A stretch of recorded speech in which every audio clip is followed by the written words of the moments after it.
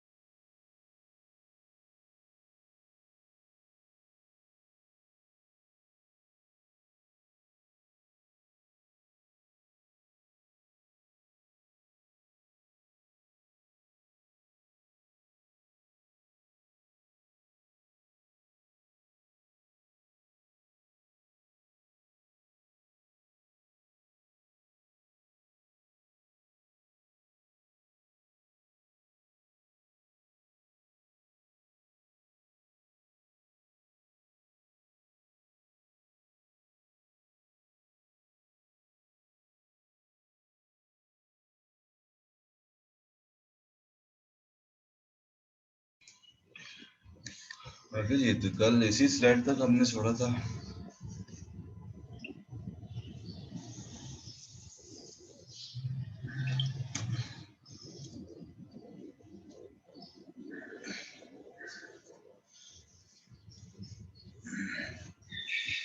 Yes sir, यहीं पर छोड़ा था। ओके, तो ओरल कोलोनिक लीवेज सॉल्यूशन एक और सॉल्यूशन है हमारे पास सॉल्यूशन की एग्जाम्पल्स में, जो कि कोलोनोस्कोपी के लिए या कोई और प्रोसीजर बावल के लिए अगर किए जा रहे हो तो उस बावल को क्लींस करने के लिए यूटिलाइज की जाती है ओरल कोलोनिक लीवेज सॉल्यूशन। ट्रेडिशनली ये होता था कि अगर कोलोनोस्कोपी होनी होती थी तो पेशेंट को 24 से 48 hours before the procedure clear liquid diet पर डाल दिया जाता था ओनली, यानी कि उसका सॉलिड या और किसी किस्म का इंटेक जो है वो बंद कर दिया जाता था और उसे सिर्फ clear liquid diet 24 to 48 hours before उसको स्टार्ट कराई जाती थी। और उसके साथ साथ प्रोसीजर होने से नाइट बिफोर प्रोसीजर, जब प्रोसीजर होना उससे एक रात पहले ओरल लेग्रेटिव स्टार्ट कराया जाता था। देन प्रोसीजर से 2 to 4 आवर्स बिफोर जो है वो क्लींजिंग एनेमा एडमिनिस्टर कराया जाता था, मजीद जो है वो बावल को क्लीन करने के लिए। ठीक है जी, तो ये क्लीन एनेमा मार्केट में अवेलेबल है, आपने भी देखा होगा। इसको जो है वो लास्ट पार्ट ऑफ रेक्टम से जो है वो एडमिनिस्टर किया जाता है क्लींजिंग के लिए। तो ये सारा जो प्रोसीजर है इसके साथ पुअर कंप्लायंस आती थी और लो एक्सेप्टेंस आती थी। लो एक्सेप्टेंस से भी मीन पुअर कंप्लायंस से तो मतलब ये है कि जो 24 से 48 आवर्स पहले से खाना पीना बंद कर देना है, सॉरी सिर्फ खाना बंद करना और क्लियर लिक्विड डाइट पे जाना है, तो हर कोई उसको कंप्लाई नहीं कर पाता था, इजीली फॉलो नहीं कर पाता था पेशेंट्स। और लो एक्सेप्टेंस पर्टिकुलरली एनेमा एडमिनिस्ट्रेशन के लिए लो एक्सेप्टेंस पेशेंट्स की आती थी। ठीक जी, और उसके साथ साथ जब 24 से 48 आवर्स तक पेशेंट सिर्फ क्लियर लिक्विड डाइट पे चलता है तो उसके साथ साथ मेल न्यूट्रिशन और पुअर ओरल इंटेक इटसेल्फ दूसरी प्रॉब्लम्स की वजह बनती है। अल्टरनेटिव मेथड के तौर पर ओरल कोलोनिक लीवेज सॉल्यूशन बनाएंगे जिसमें पॉलीइथाइलिन ग्लाइकोल इलेक्ट्रोलाइट सॉल्यूशन मौजूद है। Polyethylene glycol PEG3350 main ingredient के तौर पे काम करता है इस सॉल्यूशन में एज अ लेक्सेटिव। इसका फंक्शन क्या है कि इसका जो नेट बैलेंस आ रहा होता है, नेट बैलेंस यानी कि इसमें इलेक्ट्रोलाइट्स भी मौजूद हैं और पॉलीइथाइलिन ग्लाइकोल 3350 लेक्सेटिव मौजूद है।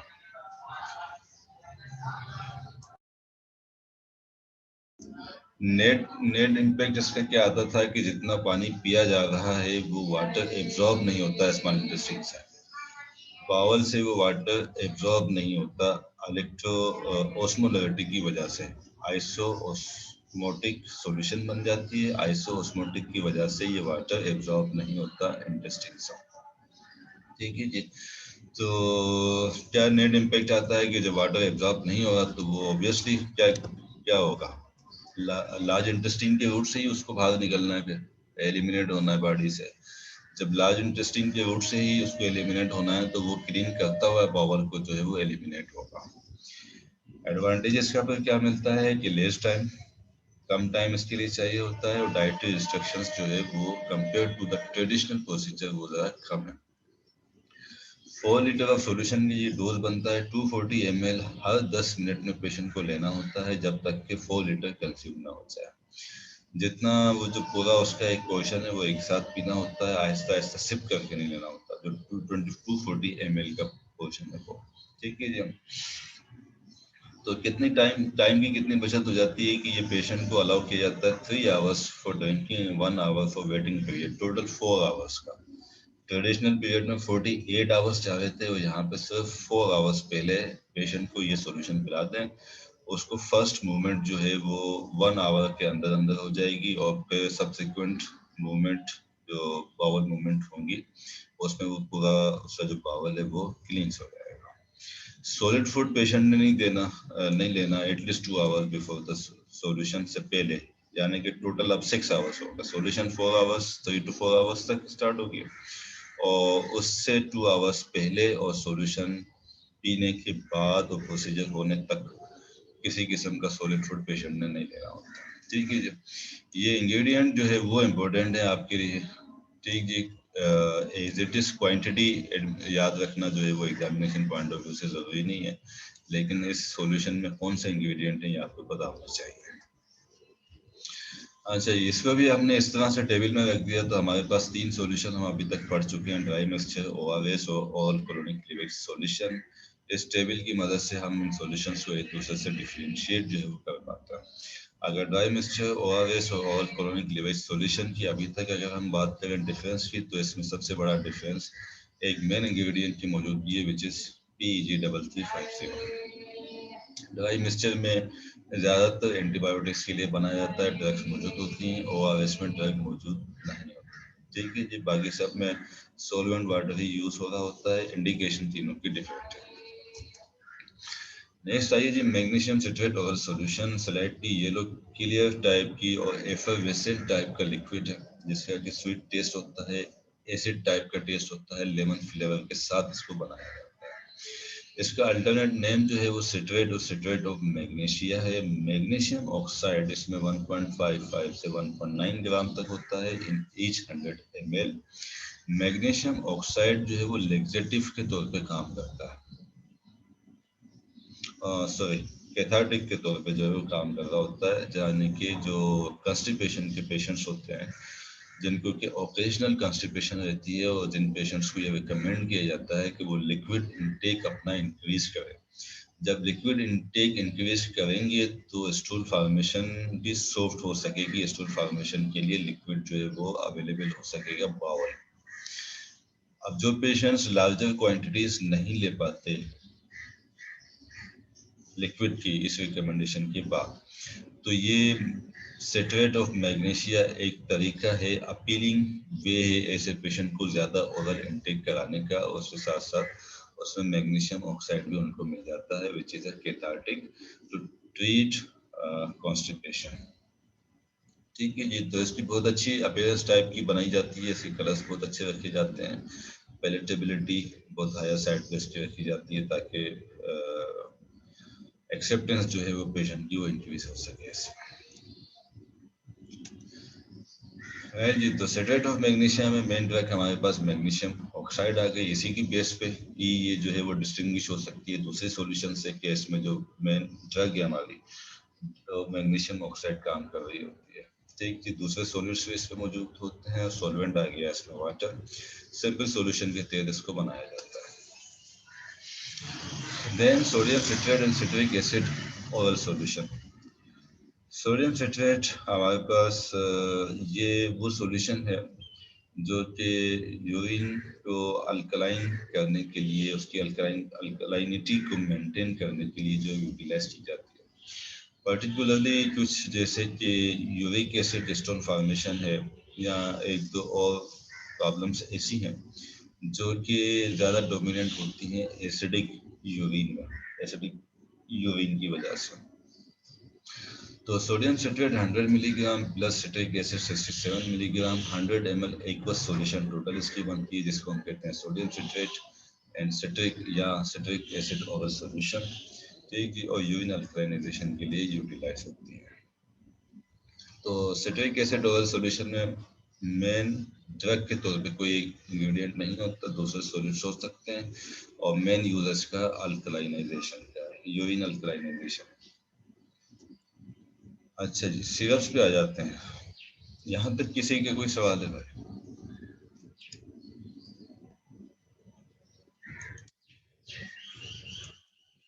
जी, any question?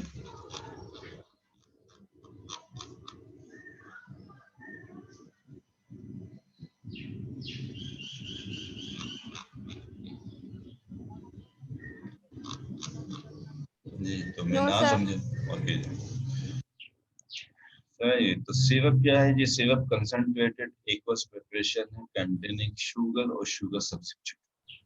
Syrup aqueous concentrated aqueous preparation है। कंसंट्रेटेड से मीन के इसमें हायर कंसंट्रेशन होगी सॉल्यूट्स और इसकी मेन जो आइडेंटिफिकेशन है या मेन कैरेक्टरिस्टिक्स है सिरप का वो है कि इट कंटेन्स शुगर और शुगर सब्स्टिट्यूट। दो इसमें टाइप्स होती है हमारे पास, नॉन मेडिकेटेड सिरप और medicated syrup. Non medicated syrup में सिरप के तमाम कंपोनेंट्स मौजूद होंगे सिवाय ड्रग।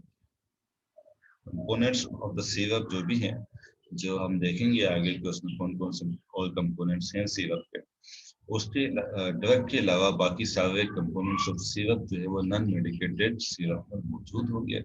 ये नॉन मेडिकेटेड सिरप यूटिलाइज किया जा रहा होता है as a vehicle, as a solvent. Solvent समझने या व्हीकल के लिए ज्यादा बेहतर टर्म है इसके लिए कि as a vehicle for other medicated syrups और मेडिकेटेड सॉल्यूशंस में यूटिलाइज किया जा सकता है। जब हम इसके मेथड्स देखेंगे तो वहाँ के एग्जाम्पल्स में आपको मदद क्लियर हो जाएगा। एक नॉन मेडिकेटेड सिरप जो है वो कैसे एज अ व्हीकल यूटिलाइज किया जाता है फॉर अदर सॉल्यूशंस और मेडिकेटेड सिरप्स। तो ये जो नॉन मेडिकेटेड सिरप मार्केट में मौजूद होता है या बनाया जाता है फार्मेसीज पे, ये एक्स्ट्रावेनियस प्रिपरेशंस के लिए बनाया जाता है, जो फार्मासिस्ट ने अपनी फार्मेसी में बैठ के जो डोजेज फॉर्म्स बनाने हैं, जो प्रोडक्ट्स बनानी है, उसमें यूटिलाइज किया जाता है।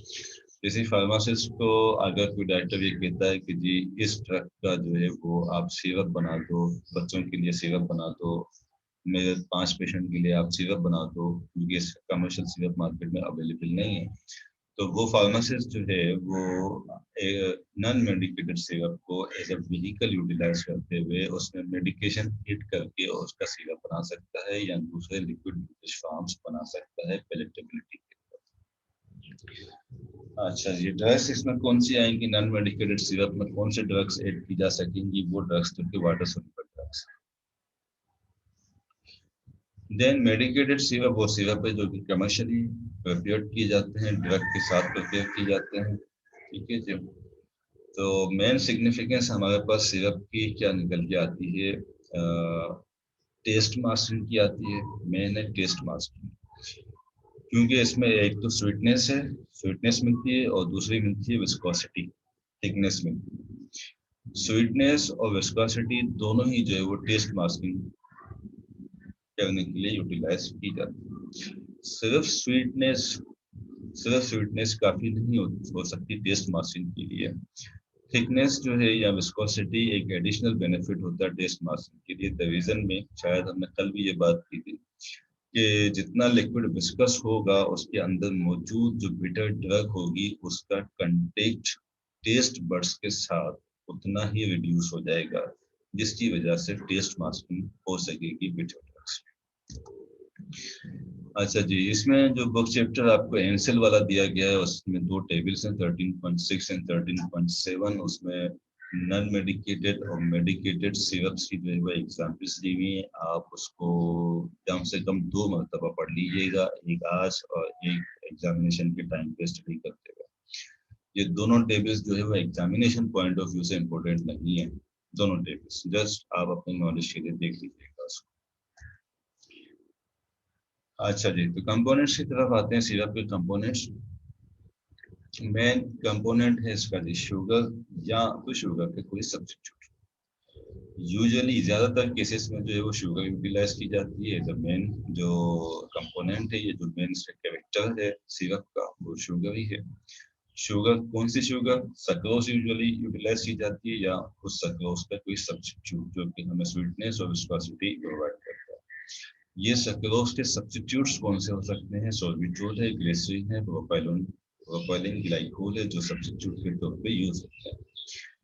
मिथाइल सेल्यूलोज और हाइड्रोक्सी इथाइल सेल्यूलोज भी सक्रोज के सब्स्टिट्यूट हैं, स्वीटनेस और विस्कोसिटी प्रोवाइड करते हैं, लेकिन ये यूज किए जा सकते हैं डायबिटीज या डायबिटिक के पेशेंट्स के लिए, डायबिटिक पेशेंट्स के लिए।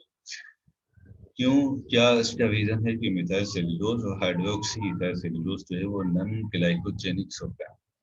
तो आपने बायोकेमिस्ट्री में ग्लाइकोजेनेसिस, ग्लूकोनियोजेनेसिस वगैरह के प्रोसीजर्स आपने पढ़े हैं।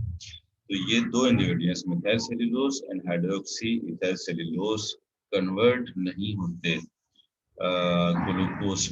ग्लूकोज में नहीं टूटते। एंड जी वो ग्लूकोज जो कि स्टोर हो सकती है, जिसकी वजह से ये दोनों अपने दूसरे एडवांटेज प्रोवाइड कर देते हैं, स्वीटनेस और विस्कोसिटी के। लेकिन इस नॉन ग्लाइकोजेनिक होने की वजह से डायबिटिक पेशेंट्स के लिए जो डोलेज फॉर्म में सिरप बनाया जा रहा है, सिरप उसमें ऐड किया जा सकता है। तो एक कंपोनेंट हमारे पास सक्रोज और सक्रोज सब्स्टिट्यूट्स हो गए, दूसरा हमारे पास सॉल्वेंट में हमारे पास वाटर है। इसमें एंटी माइक्रोबियल प्रिजर्वेटिव की एडिशन डिपेंड करती है कि कंसंट्रेशन कितनी है सिरप, वो हम नेक्स्ट स्लाइड में इसको देख लेंगे। अकॉर्डिंग टू कंसंट्रेशन ये प्रिजर्वेटिव्स किस तरह से ऐड किया जा सकता है। फ्लेवरेंट्स और कलरेंट्स जो है वो मजीद पैलेटेबिलिटी को इंक्रीज करने के लिए ऐड किए जा सकते हैं। एंड तो फ्लेवर, स्वीटनेस, विस्कोसिटी ऑलरेडी मौजूद होती है, अगर फ्लेवर ऐड कर दिया जाए तो मजीद जो है उसकी पैलेटेबिलिटी इंक्रीज हो जाएगी। और तो सिंपल सिरप जो हमने प्रिजर्वेटिव की बात की, कंसंट्रेशन डिपेंडेंट के कंसंट्रेशन पर डिपेंड करता है कि प्रिजर्वेटिव हमने ऐड करना है या नहीं करना। उस चीज को मजीद एक्सप्लेन करने के लिए हम एग्जांपल ले रहे हैं simple syrup. Simple syrup national फार्मूले के अकॉर्डिंग 85 ग्राम में सक्रोज का in enough purified water to make 100 ml of syrup। 85 ग्राम जिसमें कि इतना वाटर उसमें ऐड होगा जो कि टोटल 100 ml का सिरप बना सके। इस सिरप की जो स्पेसिफिक ग्रेविटी आती है वो निकलती है 1.313। स्पेसिफिक ग्रेविटी यकीनन आप में से तमाम लोग भी इससे वाकिफ होंगे स्पेसिफिक ग्रेविटी से। स्पेसिफिक ग्रेविटी से निकलती है 1.313। इसका मतलब ये होगा कि 131.3 ग्राम वेट बनता है every 100 ml of the syrup, simple syrup. जब हमने 85 ग्राम सक्रोज को बनाया 100 ml सिरप, तो उसका जो ग्रेविटी बनती है स्पेसिफिक ग्रेविटी 1.313। इसका मतलब ये है कि उस 100 ml के सिरप का जो वेट है वो 131.3 ग्राम। अब ये 131.3 ग्राम की जो सॉल्यूशन हमारे पास निकल के आई, उसमें हमने जो वेट ऐड किया था वो है सक्रोज का वेट, विच मींस कि 85 ग्राम। तो 131.3 में से 85 ग्राम अगर हमें निकाल दें तो पीछे रहता है 46.3 ग्राम। और पीछे रहने वाली चीज कौन सी है, वो है वाटर। इसका मतलब कि वाटर का जो वेट इस सॉल्यूशन में बनता है वो बनता है 46.3 ग्राम वाटर। 46.3 ग्राम वाटर का मतलब ये है कि ये 46.3 ml ऑफ वाटर है। द रीजन बीइंग कि जो डेंसिटी है वाटर की, स्टैंडर्ड डेंसिटी, वो है 1। इसका मतलब 1 ग्राम पर ml वेट बनता है वाटर का। इसकी वजह से अगर वाटर 46.3 ग्राम है तो इसका मतलब ये है कि 46.3 ml है।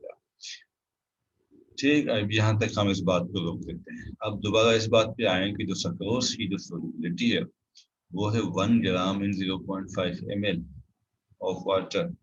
1 ग्राम इन 0.5 ml ऑफ वाटर। अगर हमने 85 ग्राम सक्रोज लिया है तो इसका मतलब ये है कि उसको 42.5 ml वाटर को वो कंज्यूम कर लेगा सॉल्यूशन बनाने के लिए। राइट जी। अब दोबारा इस बात पे आए कि हमने ये देख लिया था कि 100 ml सिंपल सिरप में 46.3 ml वाटर यूटिलाइज हो रहा होता है वो सॉल्यूशन बनाने के लिए। इसमें से 46.3 में से ये 42.5 ml जो कि कंज्यूम कर लिया सक्रोज 85 ग्राम, हमारे पास पीछे रह गया सिर्फ 3.8 ml। अब जो प्रिजर्वेटिव, हम एंटी माइक्रोबियल प्रिजर्वेटिव जो हम ऐड करते हैं वो दूसरे कई रीजन के साथ साथ एक रीजन ये होता है कि अगर हमारे डोजेज फॉर्म में एक्वस कंटेंट वाटर अगर मौजूद है तो वो वाटर में माइक्रोबियल ग्रोथ के लिए वो मीडिया प्रोवाइड करता है। ये जो सिंपल सिरप है इसमें सिर्फ 3.8 ml वाटर का बचा है पर 100 ml सिरप का, और ये सफिशिएंट मीडिया प्रोवाइड अब नहीं कर सकता माइक्रोबियल ग्रोथ के लिए। इसी वजह से इसमें एंटी माइक्रोबियल प्रिजर्वेटिव ऐड नहीं किया जाता। तो अगर सिरप कंसंट्रेटेड है तो वो इट सेल्फ प्रिजर्वेटिंग जो है वो कहलाया जाएगा। ठीक है जी। तो 85 ग्राम डाल के बना दी 100 ml। अभी 3.8 ml भी पीछे पानी में हमारे को बच रहा है, तो मजीद क्यों नहीं बनाते, इससे ज्यादा और कंसंट्रेटेड सॉल्यूशन की तरफ क्यों नहीं जाते। ये आपके लिए एक छोटी सी असाइनमेंट है जिसके कोई मार्क्स नहीं है। इसका जो जवाब है वो आपका जो बुक चैप्टर एंसल का प्रोवाइड किया गया उसमें मौजूद है, उसमें आप उसको ढूंढें, और उसका जो जवाब है वो फिजिकल फार्मेसी से रिलेट करता है। तो यकीनन आपने फिजिकल फार्मेसी की वो जो मैकेनिज्म या फिनोमिना है जिसकी वजह से हम इसको 85 ग्राम से और ऊपर नहीं लेके जा रहे वो आपने पढ़ा होगा। अगर नहीं पढ़ा होगा तो आप मुझसे पूछ सकते हैं समझ की बात, क्योंकि वो फिजिकल फार्मेसी है। ठीक है जी। तो यहाँ पर हमारे पास रह गया है 1 मिनट, और यहाँ तक किसी का कुछ सवाल है तो बताइए, देन हम सिरप के प्रिपरेशन मेथड की तरफ चले जाएंगे दूसरे सेशन में।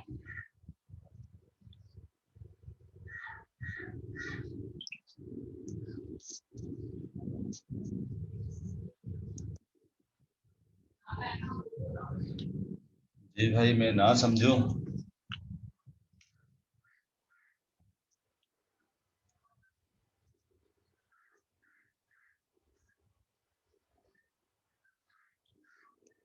ठीक है जी। तो सेशन हम जो है वो क्लोज करते हैं और दूसरा सेशन स्टार्ट करते हैं, वहाँ प्रिपरेशन